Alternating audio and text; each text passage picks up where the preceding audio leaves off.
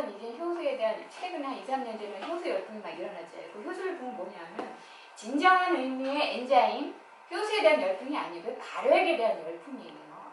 그러면서 이제 효소에 대한 이제 이제 사람들이 오해를 하면서 그러면서 요새 이제 또 여차저차가 충돌되면서 뭐 무슨 있잖아요. 이용돈 PD 뭐 프로그램 거기서 뭐 발효한다, 뭐 거짓이다, 뭐 이런 얘기하면서 효소 열풍이 작년 재작년에 확 죽었고, 근데 이제 남자분, 여자분, 남자분 계신데 남자분들은 모르겠어요. 대부분의 여성분들은 그 발효액에 대해서 다들 관심이 굉장히 많았었거든요.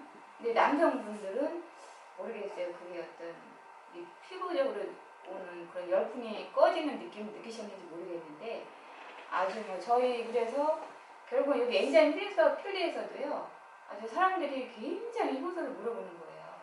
근데 저희는 이제 효소 온역을 할 때 이렇게 효소를 이제 한 잔 넣고 효소 온역을 하거든요. 그러면 이게 어떤 그 신의 조커가 굉장히 나거든요. 근데 이제 작년 재작년에 이제 그래서 근데 발효액의 효소는 아니에요.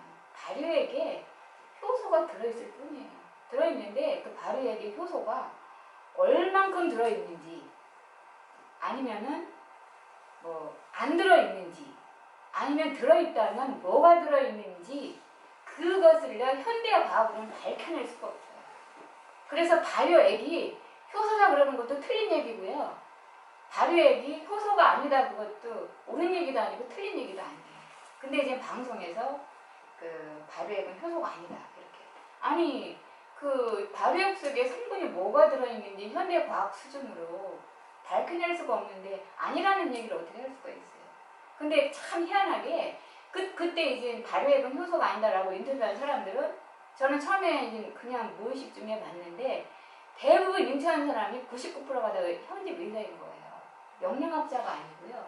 왜 의사가 저는 발효액이 효소도 아니다라고 인터뷰를 하는지 저는 도저히 이해가 안 가는 거예요. 저는 그 자체가 이해가 안 가고요.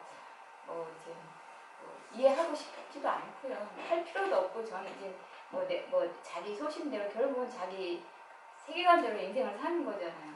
그러면서 결론적으로는 이제 발효액에 대한 열풍이 다 이렇게 식어버렸어요. 그래서 사실은 발효액이 이퀄 효소는 아니지만 그렇게 중요함에도 불구하고 사람들이 발효액조차를 저는 몸에 해로운 그냥 설탕 싫었다. 이런 이제 하나. 그래서 이제 그 효소에 대한 공부를 하려면 요새 이제 효소에 대한 사람들이 많아요. 그래서 가장 큰 이해가 뭐냐면 우리 이렇게 먹는 이게 분말로 되는 것도 있고 아니면 이렇게 액상으로 되는 것도 있잖아요. 어쨌든 형태가 여러 가지인데 사람들이 다 불신을 하면서 저거는 별로 효소가 아니다. 몸에 유익하지 않다.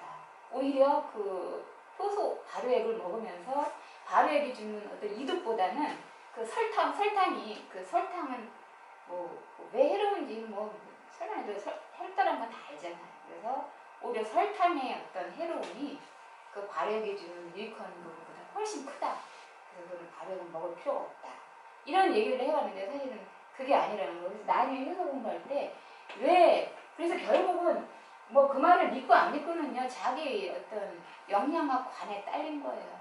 이 세상에는 지난번에도 얘기했지만 사실 과학의 어떤 잣대나 아니면 인간의 능력으로 눈에 볼 수 있고 밝힐 수 있는 건 사실 빙산의 일각이라고 했거든요. 그러면 보이지 않는 그 나머지 빙산의 일각에 대해서 거기에 뭐가 있다라는 것도 틀린 얘기고요. 없다라는 것도 틀리고요. 틀렸다라고 말하는 것도 틀리는 거고요. 그래서 이제 멀리 이렇게 한 발 내딛어서 균형 감각하고 어떤 특별한 어떤 점에서 얘기를 해도 그게 항상 옳다 그러다가 아니라 옳을 수도 있고 틀릴 수도 있다라는 이렇게 균형 감각을 갖고 바라볼 필요가 있고요. 특히 우리 자연치유를 공부하는 사람들은요, 우리가 공부하는 어떤 공부 대상들이 대부분 과학적 범위에 포함이 안 돼요. 지난번에도 제가 얘기를 했지만 우리 몸의 질병 중 현대 의료로 치료할 수 있는 그 통계는 제가 몇 프로라고 그랬어요? 20에서 25%라고 했잖아요. 그 통계가 어떤 자연치유사들이나 다른 과학자들이 낸 통계가 아니고 의사들이 낸 통계예요. 그렇다면 나머지 70%, 75%는 그러면 어떻게 할 거예요? 그러면 이제 보통 이제 병원에 가면 그런 부분들을 대부분 신경성이에요, 스트레스성이에요, 이런 식으로 표현하죠. 그래서 사실은 지난번에 얘기했지만 양의사들도 그러나 우리나라 정통의학은 서양의학과 한의학이기 때문에 그 앤디 닥터 해서 이제 나름 좀 이렇게 생존을 위해서 자연치 공부를 하시는 서양의학 하시는 의사분들이 굉장히 많으세요. 굉장히 고무적인 얘기고요. 아까도 잠깐 여기 오신다고 얘기를 했는데 그 서재걸 박사님 아시죠? 그분은 진짜 그 주스가 뭐였죠 이름이? 그 평균적인 해독 주스 만드신 해독 주스 얘기 들어보셨죠? 그 해독 주스를 만드신 분이 이제 서재걸 박사라고요. 요새 뭐 굉장히 미남에다가 노래도 잘하시고 의사시고 근데 이제 이분이 이제 특히 이제 앤디 닥터세요. 그래서 이제 보통 의사들이 자연치 쪽 얘기하는 걸 되게 코리하거든요. 아우 저거 비과학적이고 뭐 민간 예술이고 사이비들이 하는 거 이러면서 이렇게 거리를 두면에도 불구하고 그거는 이제 아주 오픈된 마인드로 자연치 방법론을 도입해야 된다라고 이렇게 오픈 마인드를 갖고 있는 분이라서 근데 저는 굉장히 이제 아주 멋진 분이라고 생각을 하고요. 그래서 이제 뭐 서양 의사들이 못됐다라는 게 아니라 어떤 서양의학의 어떤 도움을 받을 때는 받고 어떤 예방이나 아니면 사후 관리 아니면 유지 관리할 때는 역할 분담을 하자라는 거예요. 그래서 자연주의사들이 이제 그 역할을 하고 사실 우리 지난번에 얘기했지만 세계에서요 유일하게 정말 우리나라는 세계에서 뭐 1등이나 유일한 게 되게 많아요. 그 중에 또 하나가 뭐냐면 결국은 자연치유고 대치약 이렇게 말하는 건 좀 뭐하긴 하지만 이제 대치약의 범주에 포함된 게 자연치유 내용들이잖아요. 그런데 대부분의 어떤 세계 다른 국가에서는 한의학을 대치약의 범주에 포함을 시켜요. 근데 우리나라에서는요 세계에서 유일하게 한의학은 대치약이 아니에요.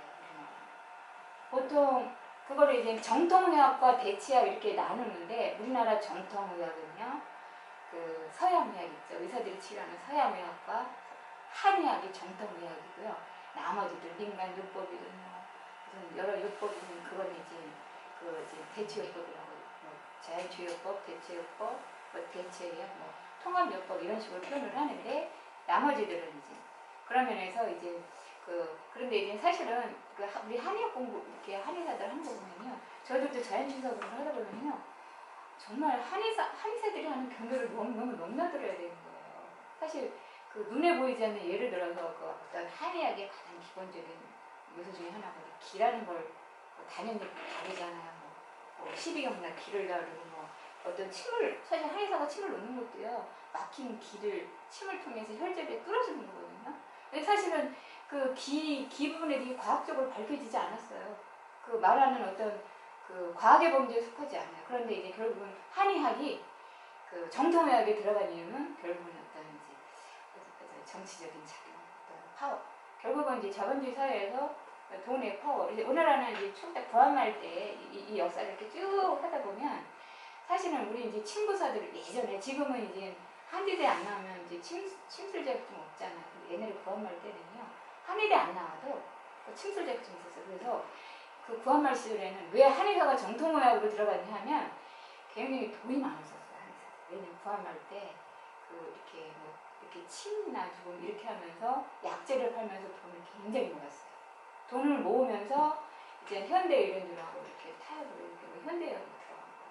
그래서 우리나라는 특히 이런 어떤 역사 발전 와중에 자연치유사 대치학자들이 설 자리가 또 너무나 적은 거예요. 그래서 이제 현재 미국이나 독일 같은 경우는 굉장히 이제 대체학 쪽이 현실의학으로 대안으로 지금 치료되고 국가재정으로도 굉장히 예산 투입을 하고 있는 실정이고요.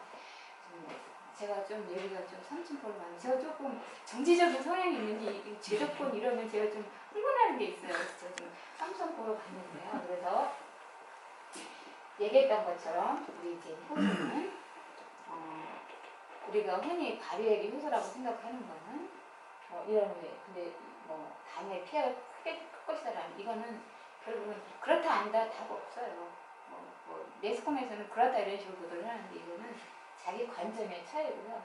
그러면은 보통 있잖아요.